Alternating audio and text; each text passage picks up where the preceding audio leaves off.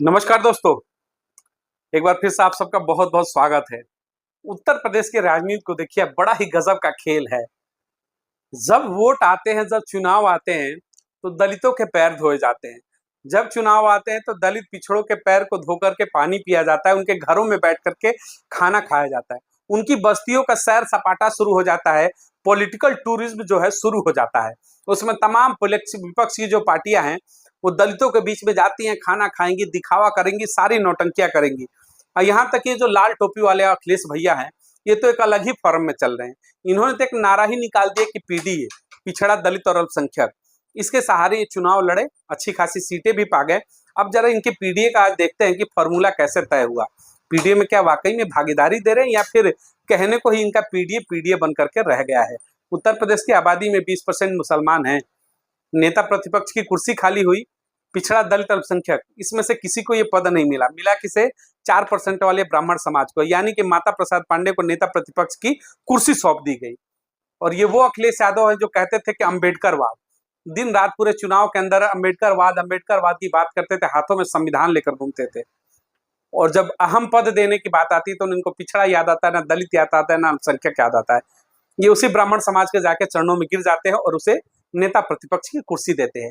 यही इनका चरित्र है, यही इनकी जो खासियत है, इनके अंदर का जो कालापन है, यही है। दलित समाज को समझना होगा। रहनुमा समझ कर जिस अखिलेश यादव के पीछे तुम दौड़ रहे हो, ये वो जहरीले सांप है कि शायद कहते हैं ना कि इनके डसे से आपको पानी भी ना नसीब हो।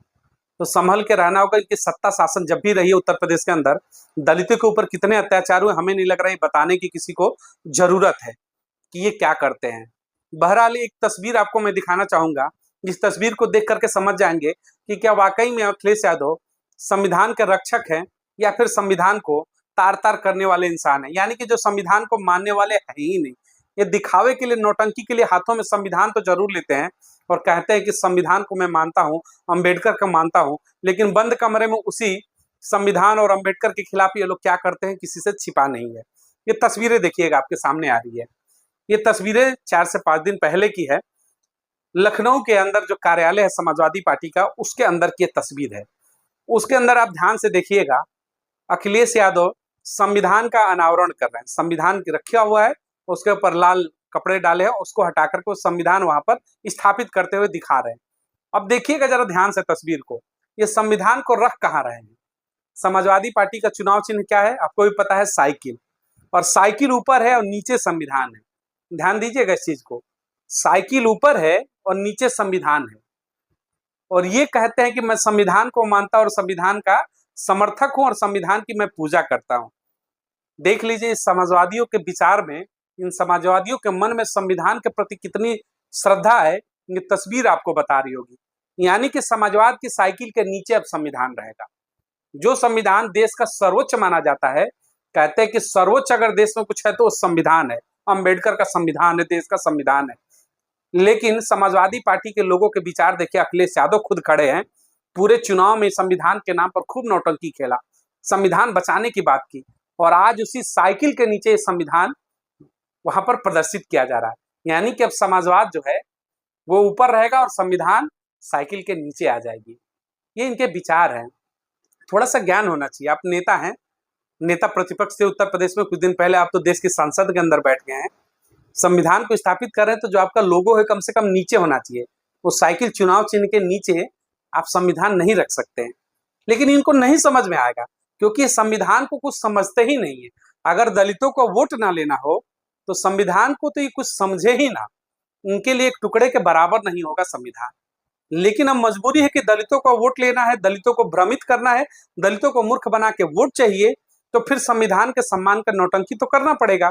और वही नौटंकी करते हुए अखिलेश यादव इस तस्वीर में दिख रहे होंगे। अब सोच लीजिए, दलित समाज ने जो खुलकर के वोट दिया, बीएसपी का विरोध किया, कहा कि भारतीय जनता पार्टी की बी टीम है।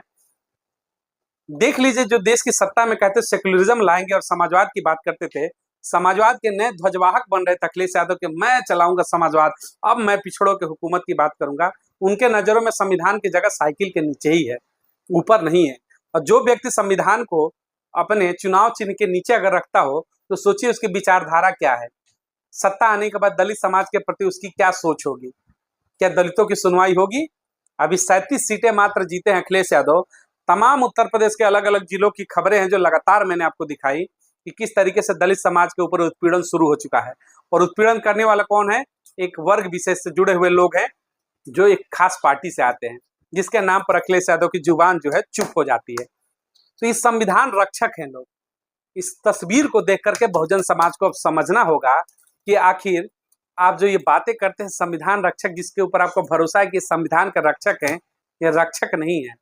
इनके लिए सिर्फ और सिर्फ संविधान एक वोट लेने का रास्ता है। दलित समाज सिर्फ और सिर्फ एक वोटर है। अब समझना होगा 2027 उत्तर प्रदेश विधानसभा चुनाव है।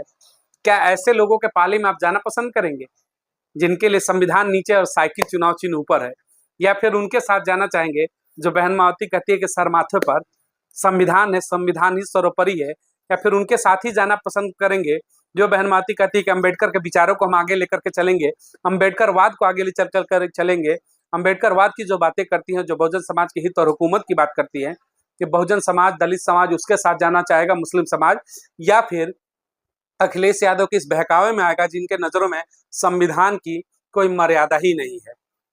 संविधान सिर्फ और सिर्फ चुनाव में उनके लिए एक दिखाने की वस्तु बनकर रह गई है, जिसे दिखा करके दलितों को गुमराह करके वोट पाते हैं, जिसे दिखा करके दलितों के बीच में ये कहते हैं कि संविधान बदलने की बात हो रही है। लेकिन क्या अखिलेश यादव संविधान को मानते हैं? जरा एक बार पूछिएगा। अगर अखिलेश यादव संविधान को मानते हैं तो पिछड़े दलितों का जिस तरीके से प्रमोशन में आरक्षण का बिल था, किसने फाड़ा? किसकी सरकार ने फाड़ा? अखिलेश यादव जवाब दे। इनकी सत्ता शासन में किस तरीके से दलित समाज की तमाम योजनाएं बंद कर दी गई? अखिलेश यादव जवाब दे।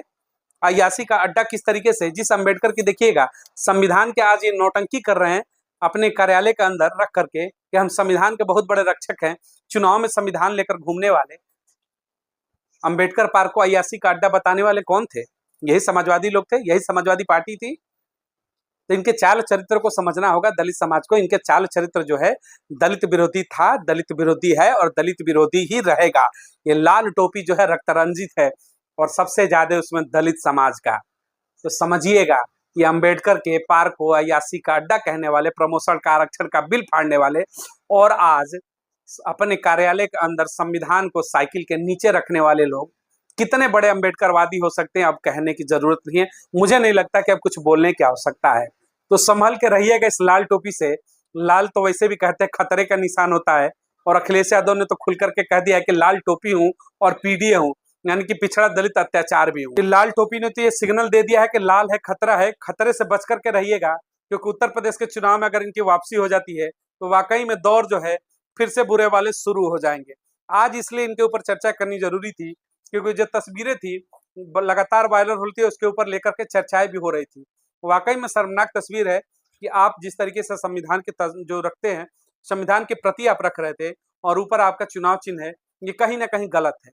ये संविधान रक्षक जो बनने वाले हैं, नए नवेले संविधान रक्षक हैं, इनसे पूछिएगा दलित उत्पीड़न के मामले पर आखिर ये चुप क्यों हो जाते हैं? इनकी सत्ता शासन आते ही कैसे दलितों के ऊपर जो अत्याचार है वो क्यों बढ़ जाते हैं?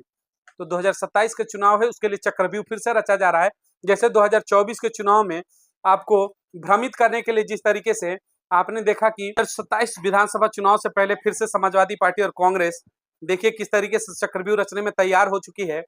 जैसे 24 के चुनाव में इन्होंने कहा कि संविधान खतरे में है, उसी तरीके से संविधान के नाम पर फिर से इनकी नौटंकियां शुरू हो चुकी हैं। दिल के अंदर वाकई में इनके अंदर संविधान नहीं बसता है, न ही अम्बेडकर को मानने वाले लोग हैं और न ही उनके विचारों पर चलने वाले हैं।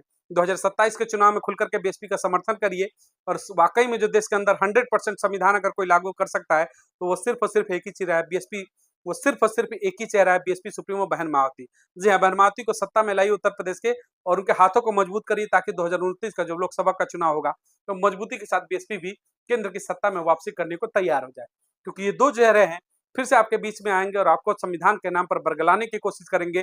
लेकिन इनसे बचना होगा और इनसे सवाल जरूर करिएगा कि अगर अम्बेडकर का पार्क अय्यासी का अड्डा हो सकता है तो फिर तुम संविधान का रक्षक कैसे हो सकते हो? अगर तुम्हारी नजरों में तुम्हारा साइकिल चुनाव चिन्ह ऊपर और संविधान नीचे है तो तुम संविधान का रक्षक कैसे हो सकते हो? अगर आरक्षण में प्रमोशन का बिल तुम फाड़ते हो, तुम्हारी सरकारें फाड़ती हैं, तो तुम फिर संविधान का रक्षक कैसे हो सकते हो?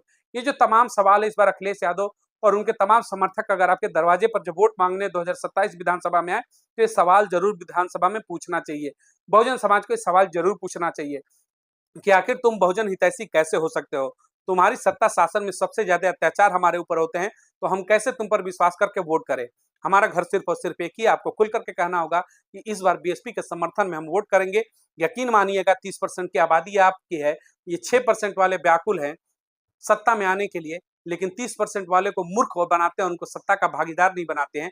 आप 30% वोटर हैं, आपकी सत्ता में भागीदारी होनी चाहिए बीएसपी सुप्रीमो बहन माती के नेतृत्व में। तो खुल करके तैयारियां करी 2027 विधानसभा चुनाव को, क्योंकि 2 चेहरे लग चुके हैं फिर से आपको लूटने के चक्कर में। इस बार बहुजन समाज खुद को लूटने ना दे, बचाए और बीएसपी के समर्थन में आकर खुल करके वोट करे, ताकि 27 की जो सत्ता है बीएसपी की वापसी हो सके। मिलेंगे अगली तमाम बड़ी खबरों को लेकर के। बहुत बहुत धन्यवाद।